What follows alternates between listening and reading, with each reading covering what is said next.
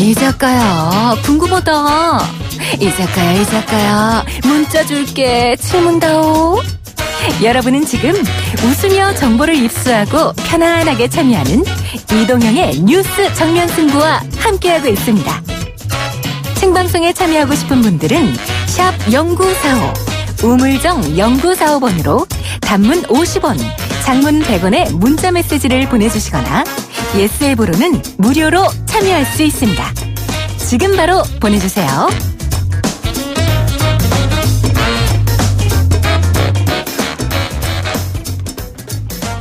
YTN 라디오 이동형 뉴스 정면 승부 3부 시작합니다. 3부에서는 홍콩 시위 이야기 해보겠습니다. 홍콩 시민들은 한국의 촛불 집회와 5.18 광주 민주화 운동 등을 통해 많은 감동을 하였다. 우리는 한국인들이 먼저 걸어온 민주화의 길을 홍콩 시민들과 함께 손잡고 가주길 희망한다. 홍콩 시위의 주역이죠. 조슈아 웡이 홍콩 시위 지지를 호소하면서 했던 말이었습니다. 범죄인 인도법 반대로 촉발해서 시작된 홍콩 시위 4개월째 이어지고 있는데요.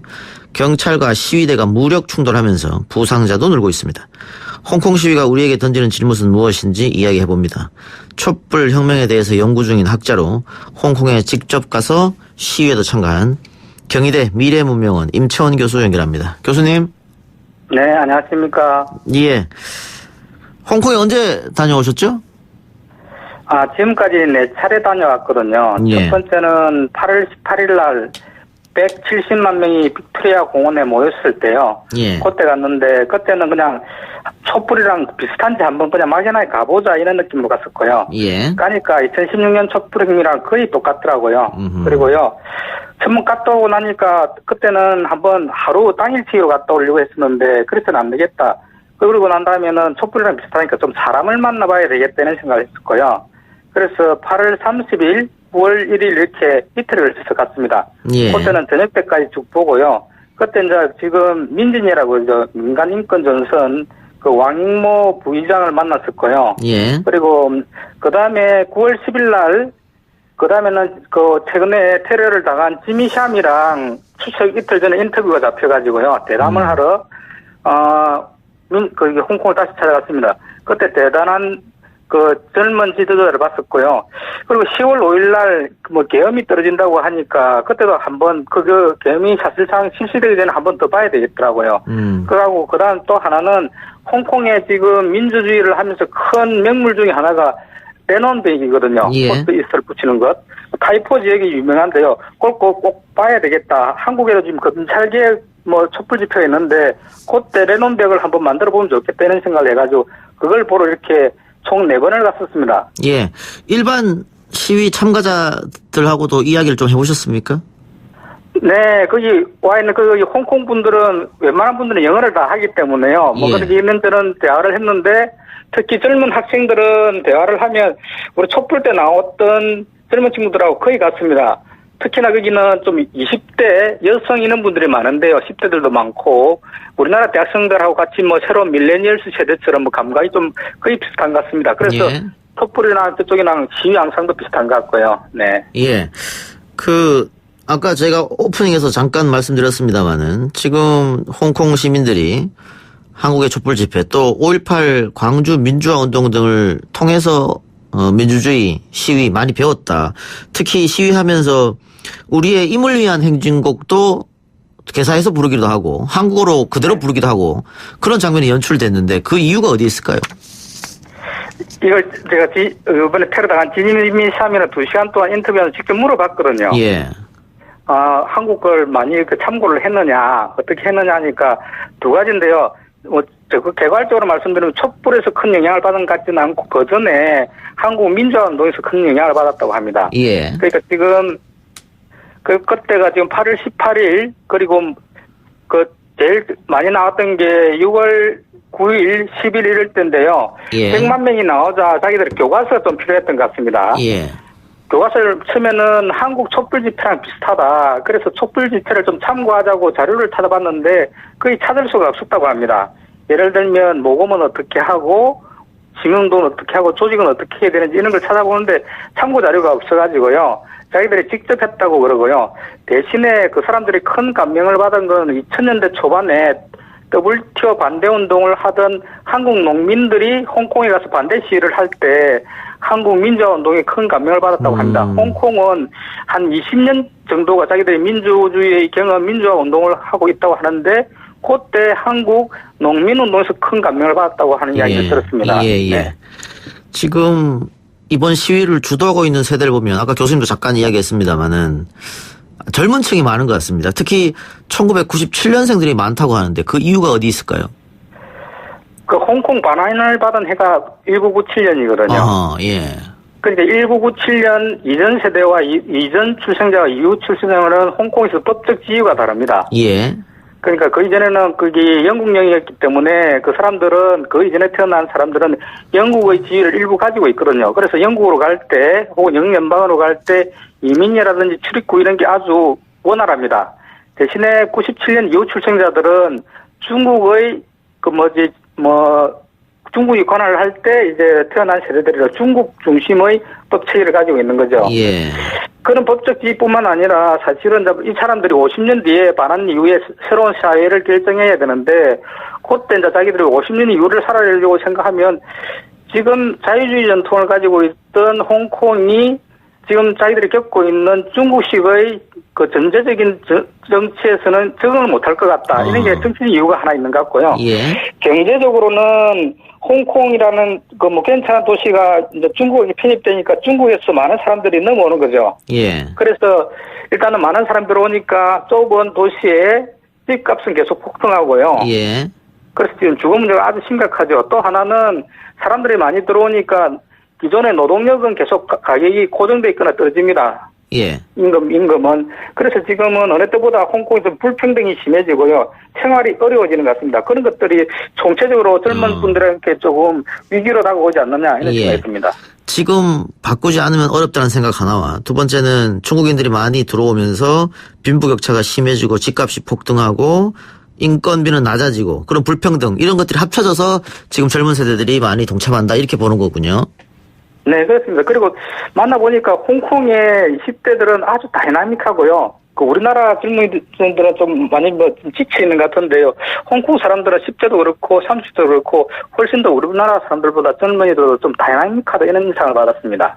특히 여성들의 정치 참여 이런 게 많았었고요. 그래서 내가 지미삼이나 다른 사람한테 물어봤습니다. 왜 이렇게 여성 참여가 많으냐 하니까 본래부터 홍콩은 민주주의 이전부터 이렇게 여성들의 민주주의에 대해 있었고 여성들의 사회 참여가 많았다고. 그게 이번에 정치적인 문제가 되니까 여성들도 많이 참여하는 것 같다고 이렇게 이야기 들었습니다. 그 시위 발단이 된 게 지금 송환법 때문에 그런 건데 결국은 그 홍콩의 캐리람 행정장관이 송환법을 철회하겠다고 했지 않습니까? 그럼에도 불구하고 시위가 안 끊어지고 계속 이어지는 이유는 어디에 있습니까? 그 사람들이 궁극적으로 원하는 거는 거기 자기들이 해왔던 보통 선거제, 언론, 출판, 집회, 결사의 자유가 보장되는 이렇게 좀 자유주의적인 체제를 원하는 거고 구체적으로는 그 2014년에 우산혁명 때도 그랬는데 행정장관 직선제 자기들 대표로 자기들이 뽑겠다 이런 의식이 강한 것 같습니다. 홍콩 이 가버넌스는 홍콩 사람들이 직접 해야 된다 이런 생각이 강한 것 같고요.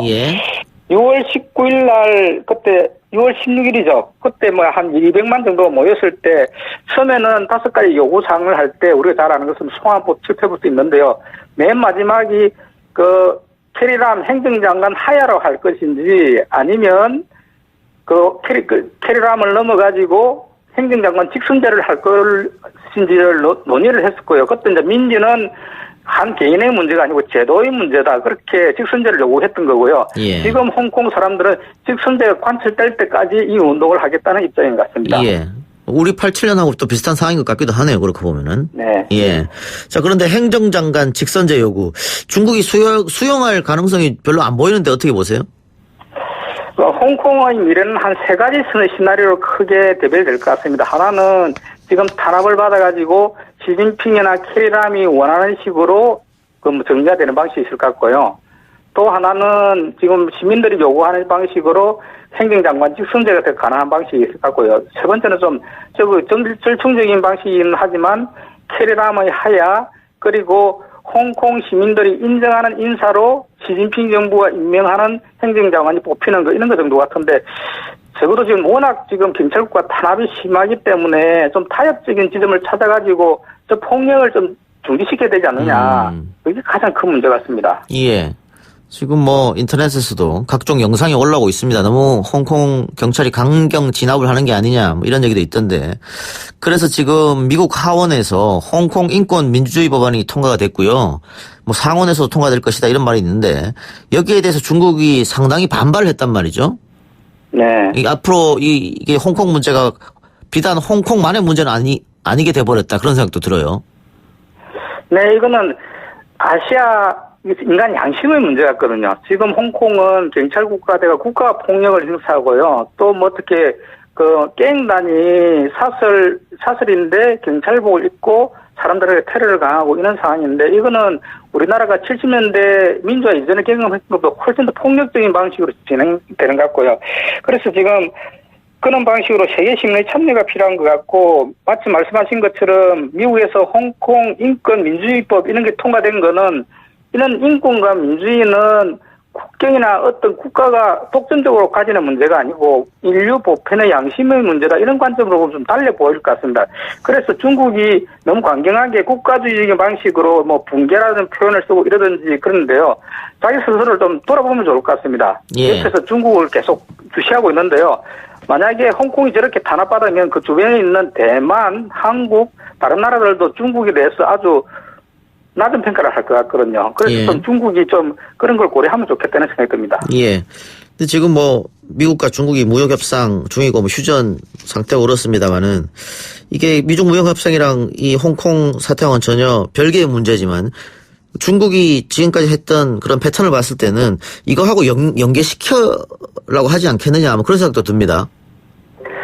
예, 뭐 좀 미국이 연계를 해주면 좋을 것 같고요. 지금 홍콩 시민들은 외부의 도움 없이는 스스로 이 문제를 풀어가기는 아주 힘든 상황인 것 같고 이게 인류 공통의 문제가 되면 조금 무역협상이라든지 이럴 때도 이 인권 문제고 민주주의 평화의 문제니까 이런 것들은 조금 인류 보편의 시각으로 좀 의제로 채택되면 좋을 것 같습니다. 예. 그럼 우리 정부는 어떻게 될까요? 지금 미국 같은 경우에 이런 법안이 민주주의 법안이 통과가 됐다고 하지만 우리 입장에서는 또 경제적으로 중국이 보복을 할 수도 있기 때문에 여러 가지 고민이 깊어질 텐데 어떻게 보세요? 지금 미국을 보시면 역할 분담이 되어 있는 것 같거든요. 대통령이 하는 일과 의회가 하는 일, 특히 일부 의원들이 발의할 수 있는 법안들 이런 건데 우리도 민주화를 겪은 나라인데요. 그러면 대통령은 아마 국가 간의 관계 때문에 직접 나서가지고 이런 언급을 하기는 힘들겠지만 적어도 예. 한국에 있는 좀 젊은 양심적인 국회의원은 홍콩 시위를 지지한다. 그리고 가서 참여하기도 하고 아시아 문제로 좀 접근하면 좋을 것 같고요. 그래서 뭐 미국에서 보듯이 대통령은 대통령 할 일이 있지만 적어도 국회의원들, 정치인들 중에서는 홍콩 시위에서 좀 전향적인 지지를 하는 의원들이 나오면 좋을 것 같습니다. 그걸 가지고 뭐 중국이 시비 걸면 그냥 한 국회의원의 문제다 이러는 거고요. 지금 해외에서도 보고 있거든요. 예. 그 조슈아 윙이 이야기했을 때 왜 한국에 지지 안 하느냐. 좀 부끄러운 이야기죠. 예. 어떤 말씀인지 잘 알겠습니다. 지금 그럼 어떻습니까? 홍콩 시민들은 우리의 요구사항이 받아들여지지 않으면 시위를 계속하겠다 이 입장입니까? 우리가 촛불 할 때가 똑같은 것 같습니다. 그 사람들이 지금까지 1842년 난징 조약 이후에 쭉 자유주의 체제를 유지해왔지만은 하나의 공동체다 이런 의식은 크게 없었던 것 같습니다. 예. 소속이지만. 근데 촛불을 경험할 때, 이게 나라냐, 이럴 때, 촛불 집회에 나왔던 1,700만 시민들이, 이게 하나의 공동체다, 이런 새로운 경험을 했던 것처럼, 지금까 홍콩 사람들도 200만이 나오고, 170만이 나오고, 103명이 나오면서, 740만 중에 4명 중에 1명이 빅토리아 광장에 나왔는데요. 예. 이 사람들은 새로운 경험을 한 것 같거든요. 예. 이런 기억들은 오래 가는 것 같고, 이게 홍콩의 정체성을 만드는 것 같습니다. 예. 그래서 뭐, 폭력적인 탄압으로 지금 만약에 이게 실패하더라도 극단적으로 그 사람들의 마음에는 남아있을 거고, 이 뿌리는, 의식의 뿌리는 당대 혹은 아들 때에도 계속 이어지지 않을까 이런 생각이 들었습니다. 예. 마지막으로요. 그 조슈아 윙이 한국인들에게 홍콩 시민들과 함께 손잡고 가달라 시위 지지를 호소했었는데 아까 그 정부의 일은 뭐 교수님께서 말씀하셨고 우리 시민사회가 어떤 역할을 해야 된다고 보십니까? 시민사회가 매주 한 번씩이라도 작은 단체에서도 시민사회가 좀 적극적으로 참여하는 집회도 하고, 예를 들면 그 세월호 때 리본 같은 걸 달았지 않습니까? 예. 아시아의 양심처럼 작은 실천을 같이 할 수 있게 홍콩 사람들이 자기가 좀 외롭지 않다. 우리가 70년대 생각해보면 민주화를 할 때 영국이나 미국이나 해외의 국가들이 시민들이 우리를 지지해주기를 많이 바랬지 않습니까? 예. 홍콩 사람들이 마음이 그런 거였거든요. 그런 걸 좀 경험했던 우리가 좀 홍콩에 대해서 좀 더 시민들이 적극적으로 지지 의사를 표시해야 되지 않을까 이런 생각을 합니다. 알겠습니다. 교수님 오늘 말씀 여기까지 듣겠습니다. 네, 감사합니다. 예, 지금까지 경희대 미래문명원 임채원 교수였습니다.